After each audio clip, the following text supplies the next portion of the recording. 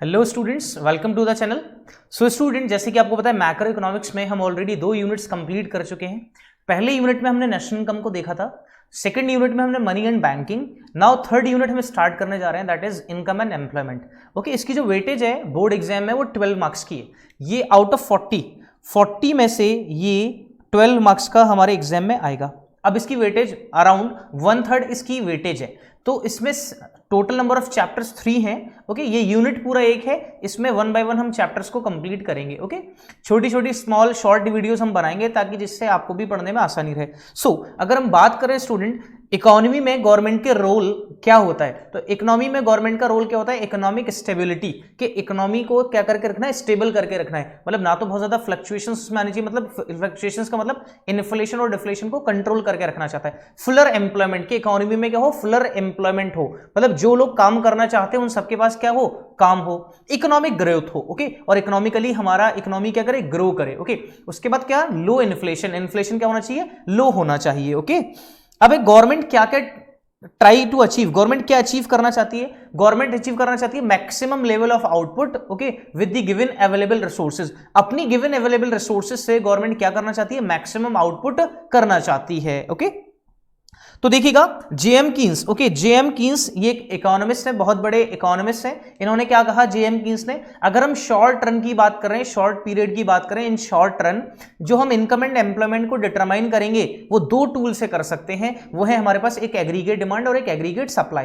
In the short run in a free market capitalistic economy, national income and level of employment depends on aggregate demand and aggregate supply. तो short run में income and employment जो determine होता है हमारा, वो कैसे determine होगा? 2 tools होंगे हमारे पास, 2 कंपोनेंट्स हैं, एक एग्रीगेट डिमांड और एक aggregate supply. Economist uses the model of aggregate demand and aggregate supply to examine the short run fluctuations.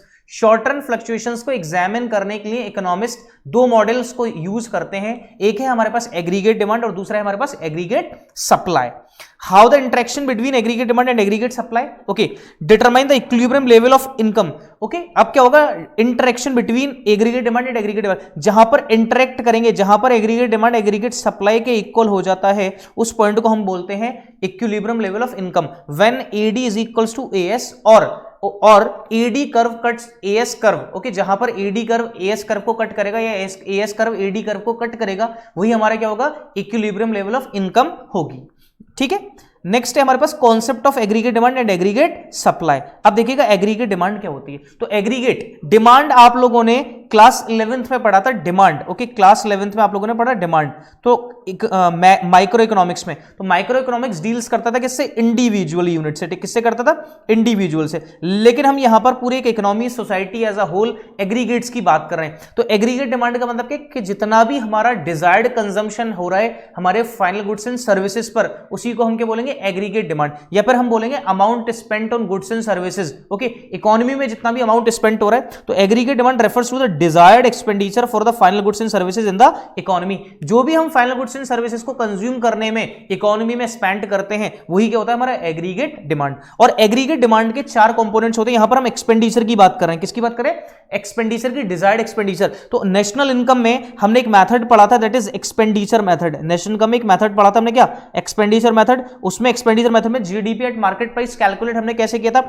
हमने कैलकुलेट करते सी plus I plus G plus N E. तो ये 4 कंपोनेंट्स थे हमारे पास, 4 सेक्टर थे। ठीक है, एक हमारे पास क्या था? Consumption of private sector. C stands for consumption of private sector या फिर प्राइवेट फाइनल कंजम्पशन एक्सपेंडिचर। जो प्राइवेट सेक्टर का कंजम्पशन होता था फाइनल गुड्स एंड सर्विसेज पे, वो। आई मींस इन्वेस्टमेंट और कैपिटल फॉर्मेशन। ठीक है, नेक्स्ट हमारे पास गवर्नमेंट के एक्सपेंडिचर्स, और उसके बाद हमारे पास नेट एक्सपोर्ट। नेट एक्सपोर्ट का मतलब क्या था? Export minus import. तो ये 4 सेक्टर मॉडल था हमारा, जो एक्सपेंडिचर मेथड में हमने देखा था। सेम यहीं पर एग्रीगेट डिमांड का मतलब क्या होता है? कि amount spend. Okay, amount spend या फिर डिजायर्ड एक्सपेंडिचर। तो एक्सपेंडिचर को हमने कितने कंपोनेंट्स हैं? 4 कंपोनेंट्स हैं। ओके, आगे कंपोनेंट्स ऑफ एग्रीगेट डिमांड। तो components AD is equals to C plus I plus G plus X minus M. C stands for consumption expenditure, I stands for investment expenditure और capital formation, G stands for government expenditure and N E stands for net export. तो जब हम 4 sector की बात करेंगे, 4 sector model की, तो 4 sector में एडी किसके बराबर होगा? 4 चीजों के बराबर, सी plus I plus G plus N E. जैसे कि हमने कहां पर पढ़ा था? नेशनल इनकम में। कौन से मेथड में? एक्सपेंडिचर मेथड में। Okay, clear. नेक्स्ट है हमारे पास कंजम्पशन एक्सपेंडिचर क्या होता है, ठीक है।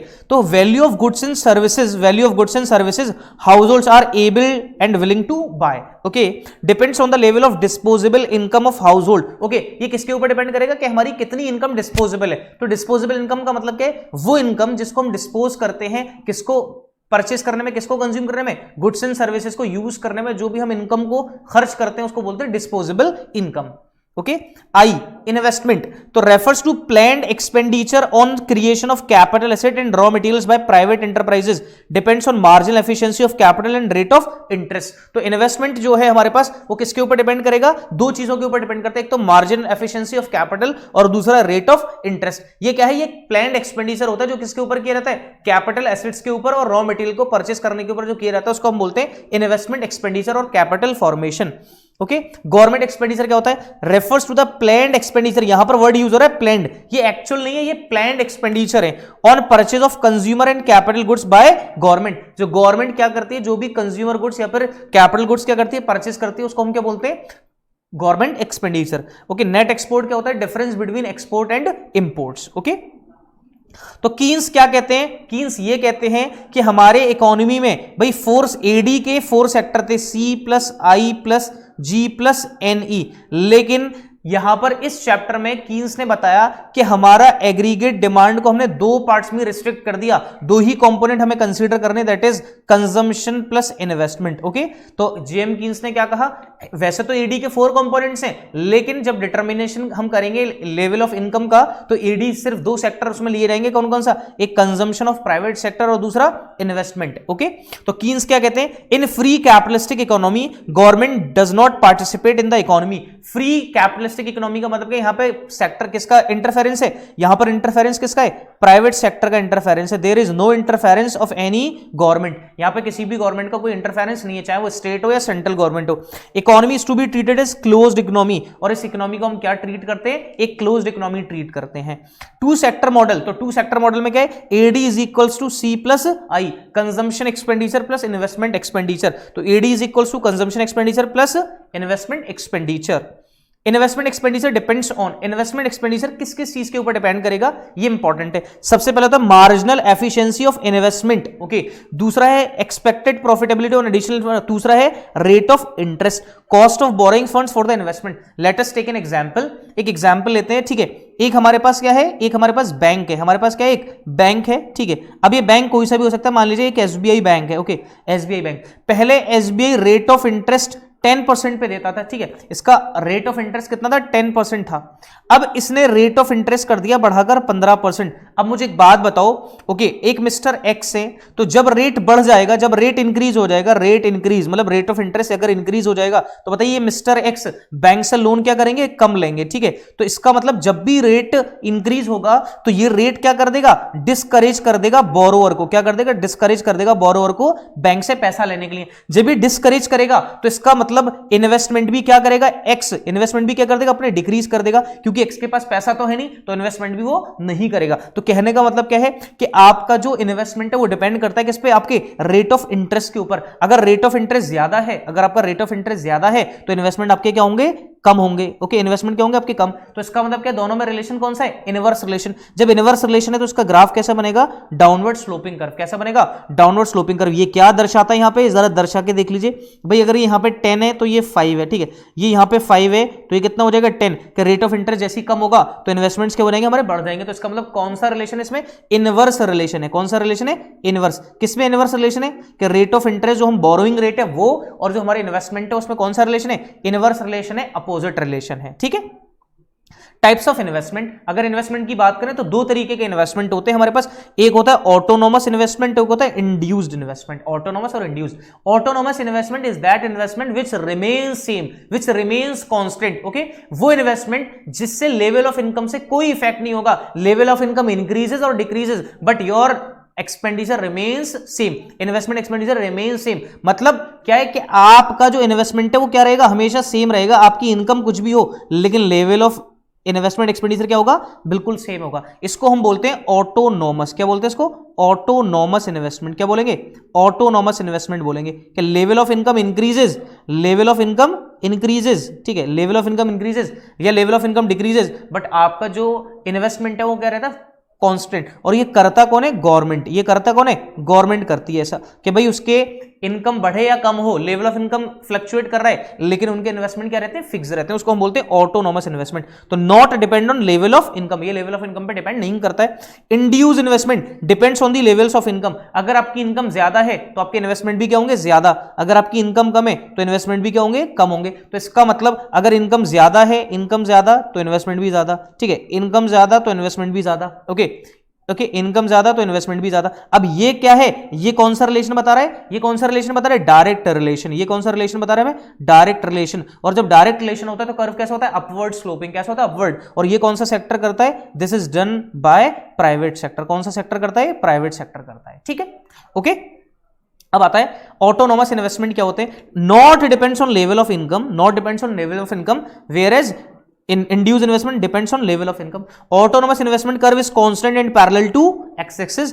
Induced investment curve is upward sloping curve. Upward sloping curve क्यों है ये मैंने आपको बता दिया, ठीक है। ओके, नेक्स्ट है हमारे पास टिप्स। अगर हम देखें, in short run investment is assume to be autonomous investment. अब ये याद रखना है आपको कि जब भी हम यहां पर, जब भी हमें इन्वेस्टमेंट दिखाई देगा इस चैप्टर में कहीं पर भी इन्वेस्टमेंट, तो वो इन्वेस्टमेंट कौन सा होगा, ऑटोनॉमस। और ऑटोनॉमस इन्वेस्टमेंट कौन सा होता है, रिमेन्स सेम। कौन सा होता है, कैसा होता है, रिमेन्स सेम। ऑटोनॉमस इन्वेस्टमेंट क्या होता है, रिमेन्स सेम होगा। तो इस चैप्टर में जब भी हम इन्वेस्टमेंट का जिक्र करेंगे तो इन्वेस्टमेंट हमें कौन सा कंसिडर करना है, अकॉर्डिंग टू जेएम कीन्स उन्होंने कहा सिर्फ हमें कौन सा इन्वेस्टमेंट कंसिडर करना है, सिर्फ और सिर्फ ऑटोनॉमस इन्वेस्टमेंट। ओके, अब एग्रीगेट डिमांड। अब देखो एग्रीगेट डिमांड, तो एग्रीगेट डिमांड क्या है, या तो हम कंजम्पशन कर रहे हैं, ठीक है, कंज्यूम कर रहे हैं, या पर हम क्या कर रहे हैं, इन्वेस्टमेंट कर रहे हैं। इन्वेस्टमेंट किस पे कर सकते हैं, कैपिटल एसेट्स पे क्या कर सकते हैं, हम इन्वेस्ट कर सकते हैं। तो in two sector model according to JM Keynes, okay, इसके दो कंपोनेंट है एग्रीगेट डिमांड के, वो है कंजम्पशन एक्सपेंडिचर और इन्वेस्टमेंट एक्सपेंडिचर। ओके, तो यहां पर देखते हैं कंजम्पशन फंक्शन। अब देखो कंजम्पशन फंक्शन हमारा क्या कहता है, अगर हमारा लेवल ऑफ इनकम जीरो है, अगर मेरा लेवल ऑफ इनकम क्या है, जीरो, भाई मैं जीरो, मैं कुछ नहीं कमा रहा, लॉकडाउन में बहुत से लोगों का बिजनेस नहीं चल रहा था, ठीक है, तो उनकी इनकम क्या थी, जीरो, लेकिन कंजम्पशन उनका था, कंजम्पशन उनका था। तो इसका मतलब लेवल ऑफ इनकम तो जीरो हो सकती है लेकिन कंजम्पशन हमें कुछ ना कुछ, वहां पे हम कुछ ना कुछ कंज्यूम जरूर करेंगे। तो हम कितना कंज्यूम कर रहे हैं, 20। तो इसका मतलब 20 हमारे पास आ कहां से रहा होगा, आगे हमें पढ़ना है, हालांकि आ कहां से रहा होगा, हमारी सेविंग से। कौन सी सेविंग, जो हमारी पास्ट सेविंग्स है। कहां से आ रहा होगा हमारे पास, पास्ट सेविंग से। तो हमने कमाया कुछ नहीं लेकिन खर्चा क्या कर रहे हैं, अपने लिवलीहुड को अर्न करने के लिए कुछ ना कुछ हम कंज्यूम करेंगे। तो कितने रुपए खर्च कर रहे हैं, 20 रुपीज खर्च कर रहे हैं। फिर मेरी लेवल ऑफ इनकम कितनी हो जाती है, 10। लेवल ऑफ इनकम कितनी होगी, 10। तो मेरा खर्चा कितना हो गया, 25 रुपीज का, ठीक है। मेरी लेवल ऑफ इनकम क्या हो गई फिर 20, तो मेरा खर्चा कितना हो गया, 30 रुपए का। लेवल ऑफ इनकम होगी कितनी, 30, मेरा खर्चा कितने का हो रहा है, 35। लेवल ऑफ इनकम कितनी होगी, 40, मेरा खर्चा कितने का होगा, 40। लेवल ऑफ इनकम कितनी होगी, 50, मेरा कंजम्पशन कितना, 5। तो इसका मतलब यहां पर अगर हम देखें इस पॉइंट पर हमारे पास इनकम किसके बराबर है, कंजम्पशन के बराबर। तो यहां पर सेविंग क्या है, जीरो है। यहां पर सेविंग क्या होंगी, जीरो। आगे इस चीज को समझना है, लेकिन बाकी इस जीरो से पहले सब जगह सेविंग्स क्या होंगी, नेगेटिव। सब जगह सेविंग्स क्या होंगी, नेगेटिव होंगी। नेगेटिव क्यों होंगी, क्योंकि कम रहे और खर्चा क्या हो रहा है हमारा, ज्यादा। अब कमाया है यहां पे 50, खर्च कितना कर दिया, 45। तो हमारे पास सेविंग्स जो आएंगी वो किसमें आएंगी, पॉजिटिव, और वो कितनी होंगी, 5 होंगी। ओके, अब देखना इसका कर्व कैसा जाएगा। अब आपको पता है level of income increases, level of income increases, consumption also increases. जैसे जैसे हमारा लेवल ऑफ इनकम इंक्रीज कर रहा है, हमारा कंजम्पशन भी क्या कर रहा है, इंक्रीज कर रहा है। So zero level of income पर हमारा कंजम्पशन कितना है, 20। So the consumption curve starts above the origin. कहां से स्टार्ट होगा, अबव द ओरिजिन। ये जीरो से स्टार्ट नहीं होगा, ओरिजिन से स्टार्ट नहीं होगा। क्यों नहीं होगा ओरिजिन से स्टार्ट, क्योंकि लेवल ऑफ इनकम जीरो है लेकिन कंजम्पशन हमारा कितना है, 20 कंजम्पशन है। ये जो हमारे पास ये जो गैप है हमारे पास, ये जो गैप है हमारे पास जीरो से लेकर 20, जीरो से लेकर जो 20 का जो गैप हमारे पास, ये जो गैप आ रहा है स्टूडेंट्स, ठीक है, ये गैप आपको दिखाई दे रहा होगा। इस गैप को हम बोलते हैं ऑटोनॉमस कंजम्पशन। क्या बोलते हैं इसको, ऑटोनॉमस कंजम्पशन, ठीक है, ऑटोनॉमस कंजम्पशन। क्या बोलते हैं इसको, autonomous consumption, and it is denoted by C bar. इसको हम किससे डिनोट करते हैं, सी बार से डिनोट करते हैं। क्यों डिनोट कर, भाई इसको ऑटोनॉमस कंजम्पशन क्यों बोला, क्योंकि लेवल ऑफ इनकम जीरो है लेकिन हमारा कंजम्पशन तो करना है, एनी हाउ में करना है, ये करना ही पड़ेगा हमें अपने लिवलीहुड को अर्न करने के लिए। तो that consumption is also is known as autonomous consumption and it is denoted by C bar. उसको हम किससे डिनोट करेंगे, सी बार से डिनोट करेंगे, ठीक है। और बाकी हमारा कर्व कैसा होगा, ये कर्व कैसा, अपवर्ड। ओके, कैसा है, अपवर्ड है। ओके, क्यों अपवर्ड है, क्योंकि लेवल ऑफ इनकम इंक्रीज कर रहे हैं और हमारा कंजम्पशन कर्व भी क्या हो रहा है, इंक्रीज हो रहा है। ओके, पहली चीज तो ये हो गई कि कंजम्पशन कैसा होगा, ऑटोनॉमस। दूसरी बात ये होगी कि कंजम्पशन फंक्शन कैसा होगा, लीनियर फंक्शन। ठीक है, क्या होता है ये, लीनियर फंक्शन। और लीनियर फंक्शन क्या होता है, मैथमेटिक्स में आपने देखा होगा कि जो किस रेट से इंक्रीज करे, सेम रेट से। जो चीज सेम रेट से इंक्रीज करती है उसी को हम क्या बोलते हैं, वो क्या बनाती है, एक लीनियर फंक्शन बनाएगी। भाई यहां पर अगर हम देखें तो कितना रेट से इंक्रीज हो रहा है, 5। कितने रेट से इंक्रीज हो रहा है, 5। तो इसमें कांस्टेंट रेट है, तो जब कोई भी चीज कांस्टेंट रेट से इंक्रीज होती है तो क्या बना देती है, एक लीनियर फंक्शन बना देती है। क्या बना देती है, लीनियर फंक्शन। ठीक है, तो दूसरी चीज ये हो सकती है, consumption can not be zero, consumption can never be zero, consumption कभी भी जीरो नहीं हो सकता। और जीरो लेवल ऑफ इनकम पर जो भी कंजम्पशन होता है, that consumption is known as autonomous consumption. ठीक है, तो ये था स्टूडेंट एक कंजम्पशन फंक्शन जो मैंने आपको पढ़ाया कि कंजम्पशन फंक्शन होता क्या है। ठीक है, हमारा कंजम्पशन हमारी इनकम के ऊपर कैसे डिपेंड करता है। आई होप ये टॉपिक आपको समझ में आया। नेक्स्ट क्लास में हम देखेंगे कि इन्वेस्टमेंट शेड्यूल क्या होता है, इन्वेस्टमेंट्स क्या होते हैं, उन सारी चीजों के बारे में जानेंगे। ओके, अगर आपको वीडियो पसंद आई तो वीडियो को लाइक जरूर करें। अगर अभी तक हमारे चैनल को सब्सक्राइब नहीं किया है तो पास ही बेल आइकन के साथ चैनल को सब्सक्राइब भी कर लें ताकि हमारे नोटिफिकेशन आपको सबसे पहले मिले। Thank you students, thank you very much.